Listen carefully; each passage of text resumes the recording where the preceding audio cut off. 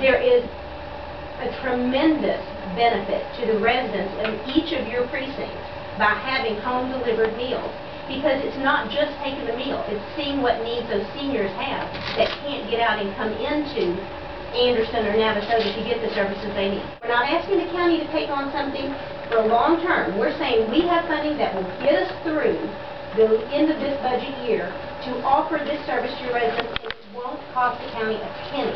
The money would have to come into the county and be managed by this county employee. It can be a county employee, but not funded by the county.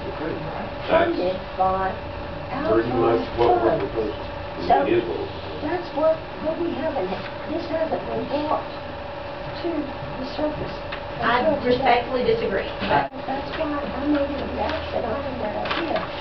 So we can approve applying for the grant money in order to make this happen. And I've been working with Commissioner Finke and folks from St. Joseph Health Resource Center on this program for a while.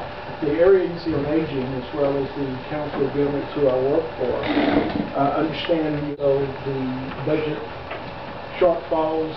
As you know, for any grant program or funding from the state or the federal government, there's always a required match. So there is some money that has to come into the program from the local area. That money could be in-kind services versus hard cash dollars. Congregate meal program, there's a required $2,640 required match.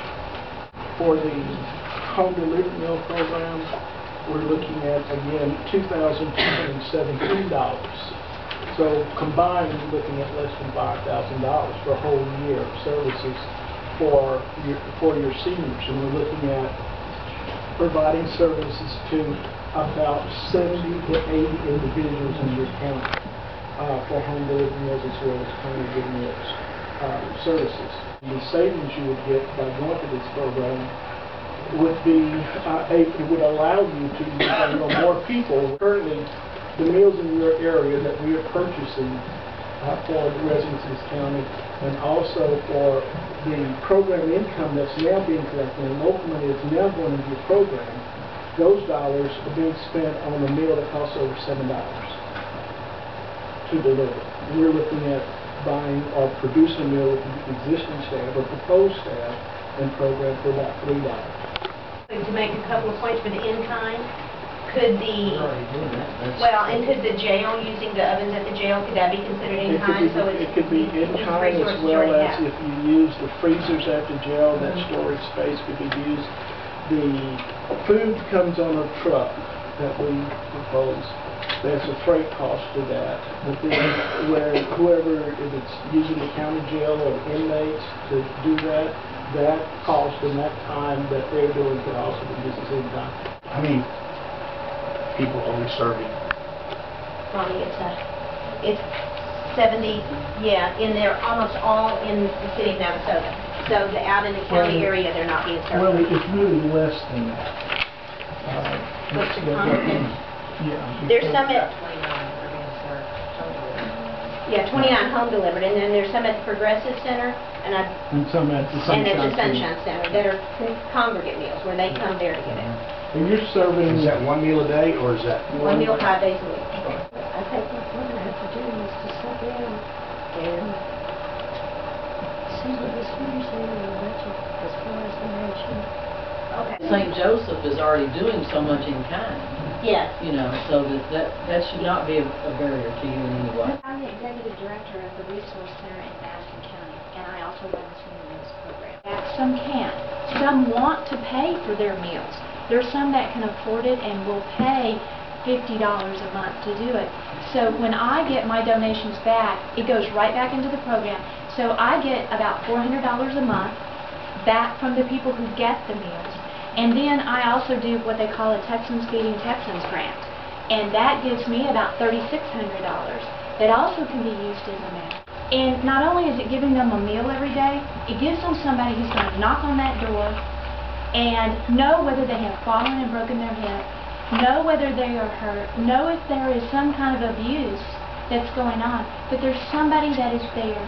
Now, And we have been able to expand immensely without upping the budget whatsoever, because Madison County was paying Leon County to do these services for them, and it was expensive because of the gas, and gas is going to go up even more. You would be surprised how many people eat one meal a day because that's all they can afford. It takes maybe 12 to 16 hours a week, but my office manager there also helps me. We have to do follow-up calling because they still need that contact. They still need to know, you know, if you don't answer the phone, then we're going to get worried about you. We're going to call the sheriff's department. And the county needs one employee dedicated to this program. Is that correct? Yes. We're asking for very minimal, and going with the least amount possible to try to make it not as painful. Well, you're budgeted for a part-time person, is that what you're budgeted for? And I'll tell you, Judge Shipley, our goal is you to approve the senior meals program, have a part-time employee paid and it's completely funded. It'd be so successful that in the next budget year, we have a full-time with another part-time person, and it's still not costing the county any money. But we have to be seen as a county entity. That's our first goal. That's our first, you know, we can't get the money from AAA in, we can't get the money from grants in, if we're not doing it on behalf of the county. And that's been our identity crisis so far. Then for the commission itself and members of the commission applying for the Safeco grant is $25,000. We wouldn't even be in existence right now.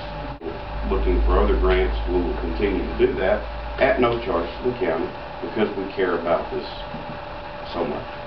Having a mother who lives alone, not in this area, if no one shows up, she doesn't eat. And as nutrition goes, so does the health of these people. The commission can work if the in-kind doesn't come in from donations. I mean, we can go to Lions Club and places like that, so that should not be a deterrent. I agree. The churches, I mean, and you can even get, Ronnie will tell you about how they have in other counties, certain families will say, I want to sponsor this one lady for a quarter. And you can get those kind of programs, and we have a great community spirit. Again, we have to start from infancy, though. We have to be a county agency. And until we're that, none of this can happen. Our biggest problem right now is finding a person to represent you from Brown County. Won't take a lot of oversight because we also have the partnership and the resources. Ronnie has agreed to work hand in hand. Camilla has so kindly agreed to do it, to get it going. Mr. Pinkham, of course, quite a bit with y'all. She'll be the perfect one for it, and she'll accept it. Right now, the only thing that's going to be an obstacle is this. A full-time employee would receive benefits. Now, we will not be able to provide those benefits. You may have to start out as a part-time position. Sure that we're able to do what we need to do in this budget, and it's not our lack of desire. Are you volunteering? It needs to be a county employee that can go out and just, you know, make a surprise visit to the office or whatever to oversee whoever's doing it.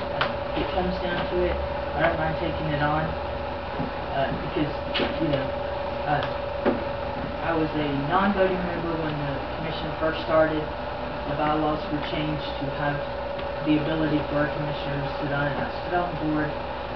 You know, we all know somebody out there that needs a meal.